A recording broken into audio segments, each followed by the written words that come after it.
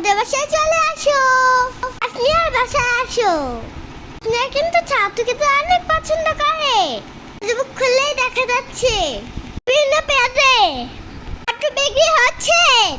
আম্মুকে বললাম আমার জন্য ছাতু তৈরি করো। দেখো আমার আম্মু আমার জন্য ছাতু তৈরি করে ফেলেছে। সুন্দর লাগছিল দেখতে। ছাতুগুলো গুঁড়া হয়ে গিয়েছে। এবার চালনার সাহায্যে চেলে দিব। আমাদের ছাতু রেডি। তো তৈরি করার পর আমি খেয়েছি। ছাতু খেতে অনেক মজা হয়েছে। দেখো বন্ধুরা, ছাতুর কালারটাও অনেক সুন্দর এসেছে। ও মজা করে ছাতু খাচ্ছি।